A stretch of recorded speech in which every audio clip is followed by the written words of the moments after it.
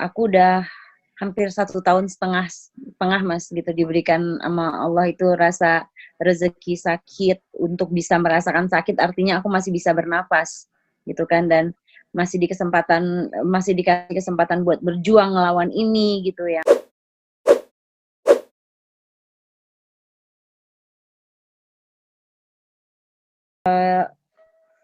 Sebenarnya kalau misalnya kita berpikir, normal gitu dan, bisa melihat, bersyukur gitu, aku itu perjalanannya udah jauh banget dibanding teman-temanku yang berjuang tuh hanya cuman bisa sebatas 3 bulan dan 6 bulan gitu loh. Aku udah hampir 1,5 tahun Mas gitu diberikan sama Allah itu rasa rezeki sakit untuk bisa merasakan sakit, artinya aku masih bisa bernafas gitu kan, dan masih dikasih kesempatan buat berjuang ngelawan ini gitu yang, dalam hal ini Allah membuka kesempatan buat aku, yuk terus cari obatnya, pasti ada obatnya gitu kan, karena penyakit dari Allah, Allah juga memberikan dengan cara apa ya.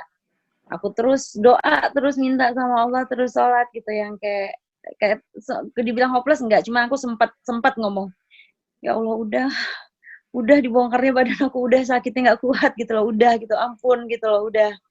Cuman, akhirnya aku sadarin lagi harusnya aku, merasakan ini tuh kayak Allah nih ngasih rezeki gitu loh ke aku yang aku harusnya terima gitu loh, nggak semua orang pilihan yang Allah percayakan buat ini.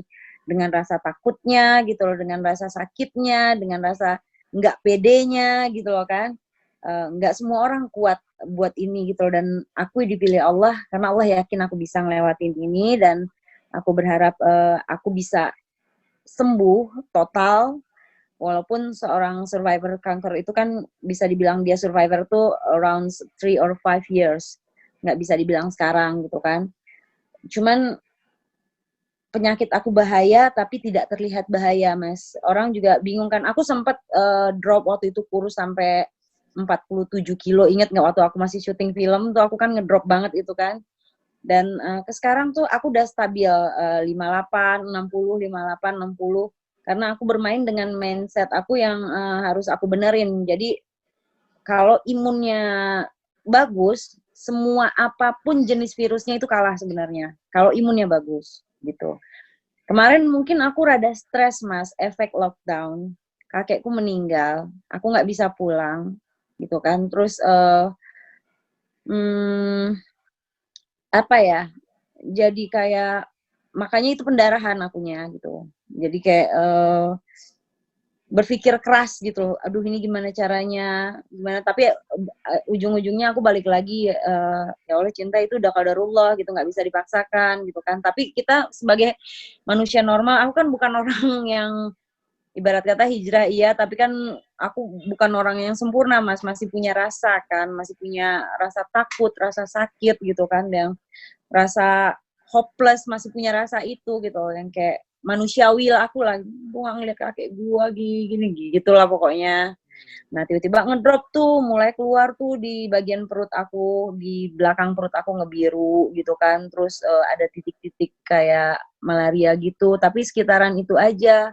Terus bagian, dagingnya tuh, bagian tengah daging tuh kayak ketarik ke dalam gitu masuk, langsung tuh nggak bisa jalan lagi, gitu kan. Nah, pas, diperiksa, kan kita harus menjalani screening terus-terusan per bulan, screening kan. Nah, akhirnya, di situ kelihat. Nah, dari hasil screening itu, dokter minta PET screening, karena PET screening itu khusus buat kanker, gitu kan. Nah, habis itu dia bilang untuk menjalani biopsi, aku bilang, "Aku nggak mau, kalau mau biopsi silahkan, tapi di luar aja," gitu, setelah itu diangkat, gitu kan. Di luar aja, karena yang aku takutkan seperti teman-teman aku yang udah duluan, dia dia dibiopsi, setelah biopsi malah virusnya menjalar gitu loh, karena lukanya kebuka gitu kan. Jadi, aku berpikir, untuk udah gue ngejalanin stem cell lagi, yang hampir dari bulan Agustus kemarin aku udah berhenti stem cell, aku menjalani stem cell lagi kemarin, dan, diangkat yang aku berharap, karena kan si selnya ini kan bentuknya kayak rambut Mas, kayak serabut gitu kakinya. Jadi kalau misalnya patah sedikit di mana gitu kan, walaupun kita udah patahin dia ada di mana sedikit, itu dia bisa berkembang lagi gitu. Jadi daripada mencurigai seperti apa, nggak ngertilah keputusan suami aku. Aku sempat shock sih pas bangun-bangun diceritain apa yang sudah diangkat tuh, aku shock banget. Dan ngerasa nggak pede langsung gitu. Cuman suami aku yakin sekali, dia bilang, gue butuh lu sehat. Gue nggak butuh apa-apa, gue butuh lu sehat. Gue ngambil keputusan itu. Dia bilang kayak gitu. Gue bilang sama dokter, dia bilang. Di situ aku yang, ya Allah gitu kan. Dan mertua aku juga sangat mendukung dan menenangkan aku banget gitu loh. Yang berasa mertua, rasa orang tua banget di sini rasanya gitu kan. Yang benar-benar menenangkan aku, yang kayak, kamu harus sembuh, anak saya butuh kamu juga anak saya juga butuh kamu apapun penyakitnya kamu harus sembuh, kamu harus kuat, saya yakin kamu kuat, kayak gitulah. Dia bilang, ya di sisi lain mungkin bukan kecewa sih, sedih, cuman di sisi lain aku bangga punya suami dan punya mertua yang sangat mendukung. Begitu juga mamaku yang selalu nelpon aku setiap hari, yang menguatkan aku walaupun dia nggak tahu spesifik sakitnya apa. Tetap aku nggak ngasih tahu gitu, karena itu akan menjadi beban pikiran dia gitu. Tapi